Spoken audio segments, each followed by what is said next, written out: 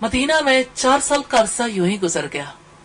5वां साल शुरू हुआ, वो साल बहुत मुश्किल था। उस साल में अब जानते हैं कि बड़े बड़े वाकयात भी पेश आए।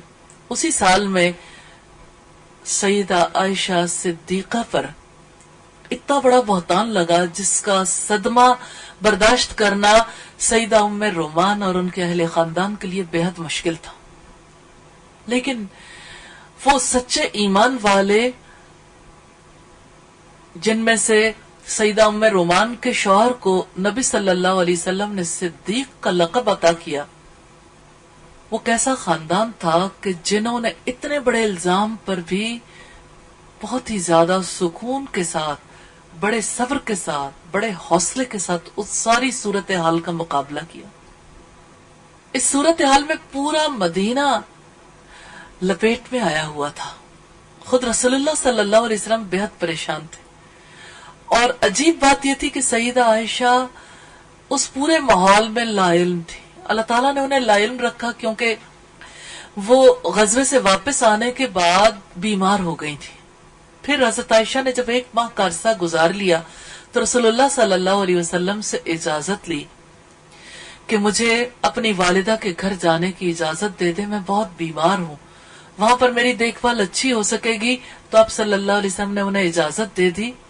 सईदा आयशा जब उस घर में आई तो तब उन्हें घर में आने के बाद भी इत्तला नहीं दी गई। सईदा उम्मे रोमान ने खुद इत्तला नहीं दी, लेकिन मिस्ता जो हजरत अबू बकर सिद्दीक के खाला का बेटा था, वो भी इस मुहिम में पूरी तरह से शरीक था। अब्दुल्ला इब्न उबई का ये फितना था जिस फितने ने मुसलमानों को, मुनाफिकों को, सबको अपने लपेट में ले रखा था।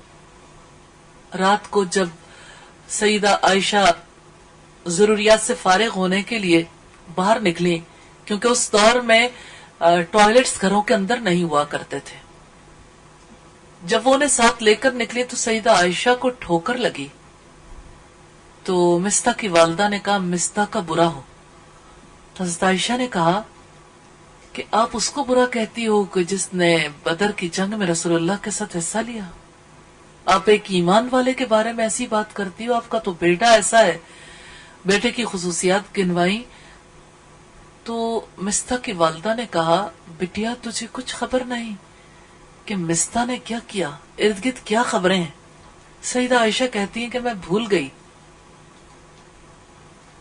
कि मैं किस मकसद के लिए आई थी, और मैंने मिस्ता की वालदा से कहा कि मुझे बताओ कि हुआ क्या। उन्होंने सारा वाकया कह सुनाया। सईदा आयशा घर वापस आई। सईदा उम्मे रोमान और हज़रत अबू बकर सिद्दीक बैठे थे। कभी माँ के पास जाती थी, कभी बाप के पास, कि बोलो ये सब कुछ क्या है, क्या आप नहीं जानते कि मैं कैसी हूं। और सईदा उम्मे रोमान उसके जवाब में एक ही बात कहती थी कि बेटा मुझे कुछ पता नहीं। ना उन्होंने किसी को बुरा भला कहा, न उन्होंने इस मौके पर किसी किस्म की और बात की। जुबान की कैसी हिफाजत थी और कैसी वो शख्सियत थी। उस मौके पर उन्होंने बस इतनी बात कही कि मुझे कुछ पता नहीं, ये क्या मामला है। हज़रत अबू बकर सिद्दीक ने भी यही जवाब दिया, मैं नहीं जानता, कुछ पता नहीं कि ये क्या मामला है। फिर अल्लाह ताला की तरफ से वो वक्त करीब आ गया जब सईदा आयशा की बारात नाजिल होनी थी। रसूलुल्लाह सल्लल्लाहु अलैहि वसल्लम उस घर में तशरीफ लाए। सईदा आयशा ने रसूलुल्लाह से पूछा। रसूलुल्लाह सल्लल्लाहु अलैहि वसल्लम ने हज़रत आयशा से कहा कि आयशा, अगर कोई खता हुई, गलती हो गई तो दुनिया में अल्लाह ताला से माफी मांग लोगी तो अल्लाह ताला माफ कर देंगे। हज़रत आयशा शिद्दत गम से रसूलुल्लाह सल्लल्लाहु अलैहि वसल्लम से कहने लगी कि आप सबको क्या हो गया। अपने घर वालों से कहा, आप सबको क्या हो गया। एक ही बात है जिस पर सब ने यकीन कर लिया। आंसू बहाते हुए दूसरी तरफ रुख करके लेट गई। इतने में वही की कैफियत रसूलुल्लाह सल्लल्लाहु अलैहि वसल्लम पर तारी हुई। फिर जब वही नाजिल हो चुकी तो आप मुस्कुरा दिए। उस मौके पर आप सल्लल्लाहु अलैहि वसल्लम ने हजरत आयशा को मुबारकबाद दी। उस मौके पर भी